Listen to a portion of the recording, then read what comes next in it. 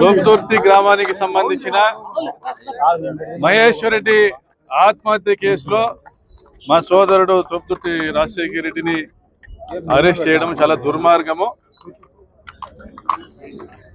వాస్తవాలను విచారించి మహేశ్వర్ రెడ్డికి సన్నిహితుల్ని, మహేశ్వర్ రెడ్డితో కలిసి తిరిగిన వాళ్ళని, మహేశ్వర్ రెడ్డితో కలిసి వివిధ కేసుల్లో ముద్దాయిలుగా ఉన్న వాళ్ళని విచారించకుండా మసిబూసి మారేడుకాయ చేసినట్లుగా తోపుదుర్తి ప్రకాష్ రెడ్డిని ఇబ్బంది పెట్టాలా, గన్మెన్లు తొలగించినాము, సోదరులను కూడా ఇబ్బంది పెట్టాలా, నియోజకవర్గంలో ఇలా తిరగనీయకుండా చేయాలనే ఉద్దేశంతో మా అన్న రాజశేఖర్ రెడ్డి మీద కేసు పెట్టడం జరిగింది. నేను ప్రశ్నిస్తాను ఈ ప్రభుత్వాన్ని, పోలీస్ యంత్రాంగాన్ని, డీజీపీ గారు. సార్, 2025 ఏప్రిల్లో జరిగినటువంటి ఆత్మహత్య మీరు చెప్తున్నారు, మీ డిపార్ట్మెంట్ చెప్తున్నది ఆత్మహత్యని. 2025 ఏప్రిల్లో జరిగినటువంటి ఆత్మహత్యకు సంబంధించి రైల్వే వాళ్ళు దీన్ని ఆత్మహత్యగా నిర్ధారించి రూరల్ పోలీస్ స్టేషన్కి అప్పుడే కేసు పంపడం జరిగింది. మరి ఇప్పటి వరకు మీరు ఏం విచారణ చేసినారు? మరి 15 నెలల పాటు మీరు చేసిన విచారణ మీ అసమర్థత కాదా? 15 నెలల పాటు విచారణ చేస్తారా? నిజంగా విచారణ చేశారా?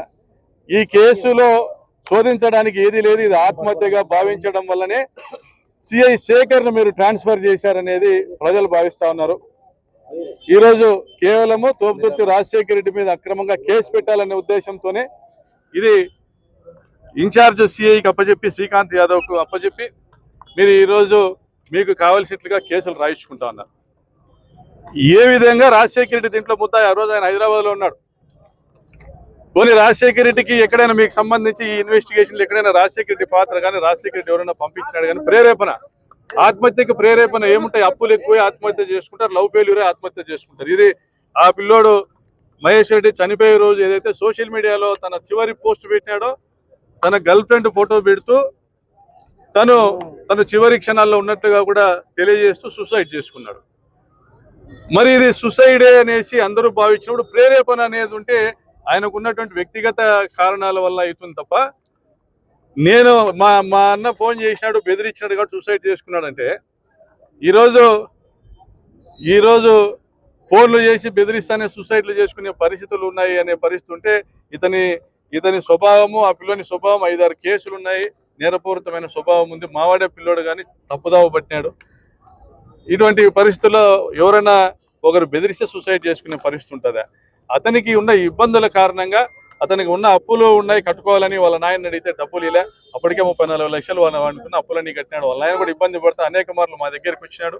2024 పోలింగ్ అయిపోయినాక కూడా మామ మనం గెలుస్తామని కూడా వచ్చినాడు మా దగ్గరికి.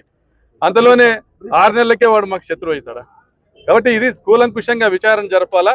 ఇప్పటి వరకు 108 బిఎన్ఎస్ సెక్షన్ ప్రకారము అబేట్మెంట్ టు సూసైడ్ అని కేసు పెట్టినారు. ఇప్పుడు ఆర్గనైజ్డ్ క్రైమ్ అని 111 సెక్షన్ మీరు పెట్టినట్లుగా తెలుస్తా ఉంది.